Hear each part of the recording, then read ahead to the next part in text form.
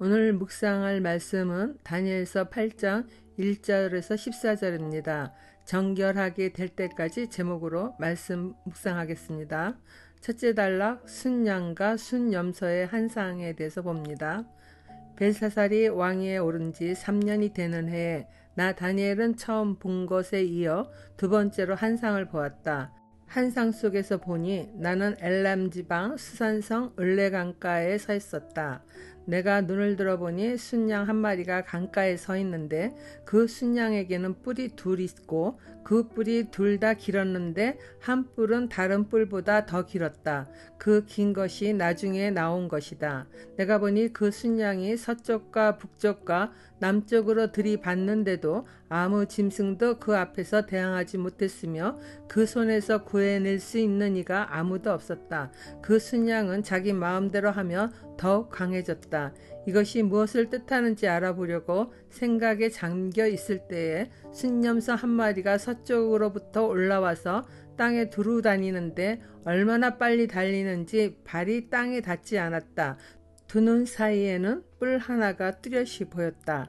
이 순염소가 두 뿔을 가진 순양, 곧 내가 강가에 서 있는 것을 본 그 순양에게 다가가서 성난 힘으로 달려들었다. 내가 보니 그 순염소가 순양에게 가까이 가서 몹시 성을 내며 그 순양을 쳐서 두 뿔을 부수어버렸다.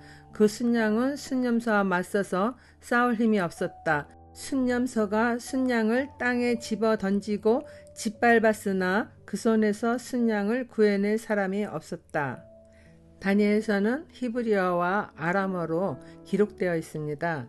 1장에서 2장 3절까지는 히브리어로 기록되어 있고 2장부터 7장까지는 아람어로 되어 있습니다. 그리고 오늘 본문인 8장부터 마지막 12장까지는 다시 히브리어로 기록되어 있습니다. 다니엘은 히브리인으로서 자기 민족에게 하나님께서 계시하신 말씀을 전하고자 당연히 히브리어로 기록하였던 것입니다. 그리고 당시 아람어는 바벨론을 비롯하여 시리아 등 근동 지역에서 광범위하게 사용되는 언어였기 때문에 다니엘은 세상 많은 사람들이 하나님의 계시의 말씀을 읽을 수 있도록 아람어로도 기록한 것으로 보입니다.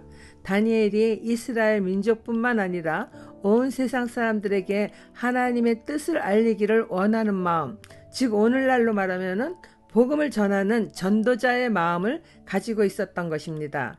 이러한 다니엘서는 구약의 요한계시록이라고 불리울 정도로 마지막 날에 대한 계시의 말씀의 상당 부분이 요한계시록의 말씀과 일치하는 것을 봅니다. 다니엘은 이스라엘 민족뿐만 아니라 세상 끝날에 온 세상 많은 사람들이 구원받기를 원했다는 것을 다니엘서 12장 3절을 보아서도 알 수 있습니다. 다니엘은 12장 3절에서 많은 사람을 옳은 길로 인도한 사람은 별처럼 영원히 빛날 것이다 라고 말했어요. 다니엘이 이와 같은 말을 하는 것은 옳은 길, 즉 구원의 길에 들어서도록 힘쓰는 자들이 별처럼 영원히 빛날 것이다 말하므로 그가 생명을 구원하는 것이 무엇보다도 가치 있는 일임을 알려준 것입니다. 다니엘이 페르시아의 수도인 수산성에 있을 때 그곳에서 멀지 않은 을레 강변에 서 있을 때입니다. 4마리의 짐승을 본 첫 번째 한상에 이어서 두 번째로 한상을 보게 됩니다. 두 번째 한상을 본 때에는 벨사살이 왕위에 오른 지 3년이 되는 해였습니다. 다니엘은 순양 한 마리가 강가에 서 있는 것과 그 순양에게는 뿔이 둘이 있고 그 뿔이 둘 다 길었는데 한 뿔은 다른 뿔보다 더 길었습니다. 15절 말씀을 보면은 다니엘이 그 한상을 보고 그 뜻을 잘 알지 못해서 이해하려고 했다고 합니다. 이전 성경에서는 알고자라고 번역되어 있는데 히브리 언어는 바카시라고 말합니다. 이 바카시라는 의미는 예배와 기도로 찾아낸다는 뜻입니다. 그 외에도 요구하다, 간청하다 등의 의미가 있는데 이 말은 다니엘이 이 한상의 의미를 알기 위해서 매우 애쓴 것을 우리가 느낄 수 있습니다. 결국 가브리엘 천사에게 이 사람, 즉 다니엘에게 그 한상을 알려주어라 하는 사람이 외치는 소리가 들렸고, 가브리엘 천사가 찾아와 이 한상에 대한 해석을 해줍니다. 가브리엘 천사에게 지시하는 사람이 외치는 소리는 신의 소리, 즉 하나님일 것이라고 봅니다. 이와 같이 하나님이 가브리엘 천사에게 명한 것은 다니엘이 그 한상의 의미를 알기 위하여 애를 썼다는 것을 볼 수 있습니다. 한상의 의미를 알기 원하는 다니엘의 마음을 아시는 하나님은 우리들의 마음과 생각까지도 세밀하게 보시며 알고 계십니다. 또한 이제 순양의 두 뿔은 메대와 바사를 뜻하는데, 나중 나온 뿔이 더 길다는 것은 바사인 페르시아가 메대와 통합하게 되는 것을 계시한 것입니다. 이 순양이 서쪽과 북쪽, 남쪽에 이르기까지 들이받아도 아무 짐승도 그 앞에 대항하지 못하고 순양은 더욱 강해졌습니다.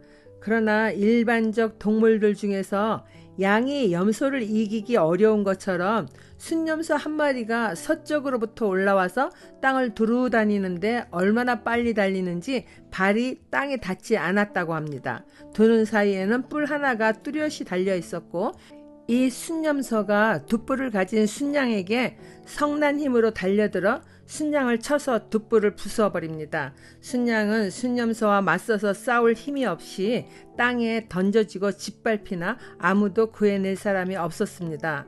순염소는 헬라 제국으로 알렉산더 대왕에 의해서 페르시아 제국도 바벨론처럼 무너지고 만다는 계시입니다.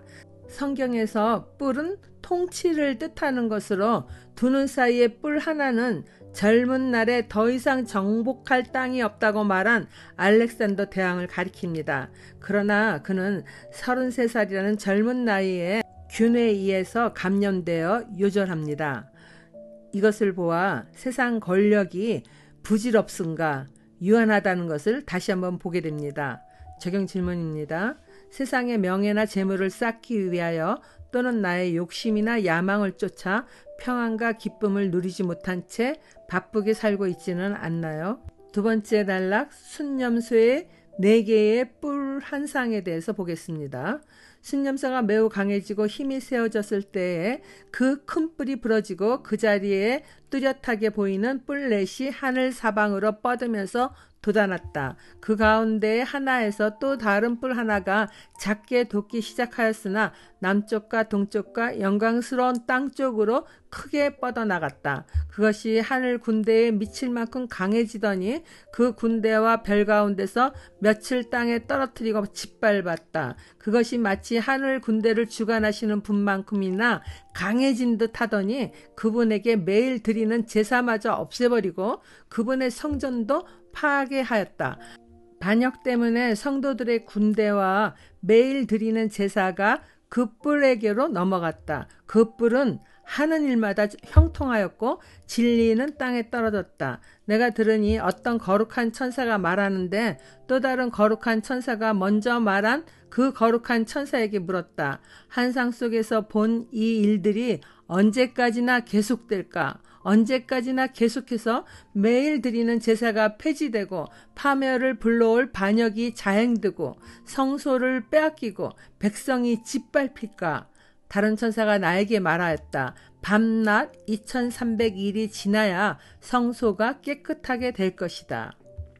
순념서가 가리키는 헬라 제국이 매우 강해지고 힘이 세워졌을 때 그 큰 뿔이 부러진다는 것은 알렉산더 대왕의 죽음을 말합니다. 그리고 그 뒤로 그의 부하들은 치열한 경쟁을 벌이고 결국 4명의 부하들만이 땅을 차지하게 됩니다. 그리스와 마케도니아는 카산더가 차지하고 셀루큐스는 수리아와 바벨론의 속주였던 땅들을 차지합니다. 그리고 리시마쿠스는 트레이스, 비드니아, 소아시아를 차지합니다. 마지막으로는 프톨레미가 이집트와 팔레스타인 땅을 통치하게 됩니다. 이들 통치자들을 뜻하는 뿔 넷이 하늘 사방으로 뻗으면서 돋아났습니다. 그 가운데서 또 다른 뿔 하나가 처음에는 작게 돋기 시작하였으나 남쪽과 동쪽과 영광스러운 땅 쪽으로 크게 뻗어나갑니다. 영광스러운 땅은 이스라엘을 뜻하는 것이죠. 그 작은 뿔은 셀루쿠스 왕조를 계승한 안티오쿠스 에피파네스를 가리킵니다. 그는 자신의 이름 안티오쿠스에다가 신의 현현이라는 에피파네스를 스스로 붙여서 부르게 했습니다. 이러한 안티오쿠스 에피파네스를 적그리스도라고 불리울 정도로 악한 행동을 많이 하였습니다. 그는 유대교를 박해하고 말살하려고 정책을 펼쳤는데 성전 제사를 금했어요. 그리고 유대인들이 돼지고기를 먹지 않는다는 것을 알고 예루살렘 성전에서 돼지고기를 쌓아놓고 사람들로 하여금 억지로 먹게 하고 돼지를 제우스에게 제물로 바치는 제사를 행하기도 했습니다. 그러니 유대인들의 분노로 독립운동이 시작되었는데 마따디아 가문의 5 아들은 아버지와 더불어 셀루쿠스 정부군과 전쟁에서 많은 승리를 거둡니다. 그 중에서도 기원전 166년에 아버지 마따디아가 죽자 셋째 아들인 유다 마카비가 셀루쿠스 정부군을 대규모로 공격해서 많은 승리를 거두어 기원전 164년에는 드디어 예루살렘 성전을 탈환하였습니다. 이것을 가리켜 마카비 혁명이라고 부르고 다시 성전을 하나님께 봉헌하고 8일간 축제를 지냈고 지금까지 그날을 하누카, 빛의 축제로 이스라엘 사람들은 지키고 있습니다. 천사가 다니엘에게 말한 대로 성소가 깨끗하게 된 것입니다. 천사가 말한 밤낮 2300일은 안티오쿠스가 유대 종교 말살 정책을 시작한 기원전 171년부터 성전을 탈환하여 정결케 한 165년 12월 25일까지의 기간으로 보는 견해가 제일 유력합니다. 다니엘은 약 500년 뒤에 안티오쿠스에 의해 매일 아침 저녁으로 드리는 제사를 드리지 못하게 된 것을 한상으로 보고 기록해 놓은 것이죠.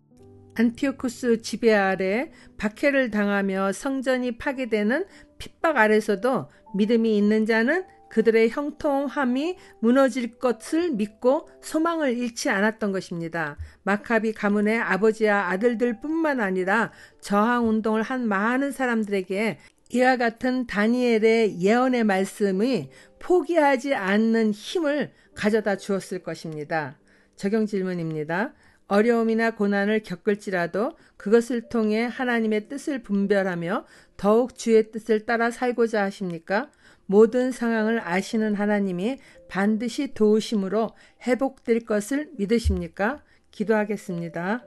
거룩하신 하나님 아버지, 500여 년 후에 일어날 박해와 환난에 대하여 한상으로 보여주시고 기록으로 남겨주심은 그러한 고난을 겪는 이들을 소망을 잃지 않도록 힘을 주시기 위한 하나님의 은혜라는 것을 또다시 깨닫습니다. 우리에게도 마지막 날에 일어날 일들을 성경 말씀으로 알려주셔서 그날을 맞이할 믿음을 갖게 해주시고 준비케 하심을 감사드립니다. 어리석음으로 성경 말씀을 믿지 못하여 설마 그런 일들이 일어나겠느냐며 의심하고 게으름을 피다가 멸망당하는 일이 없도록 많은 사람이 주의 말씀을 온전히 믿고 그 말씀 따라 살아 구원받기를 예수님 이름으로 기도드립니다. 아멘.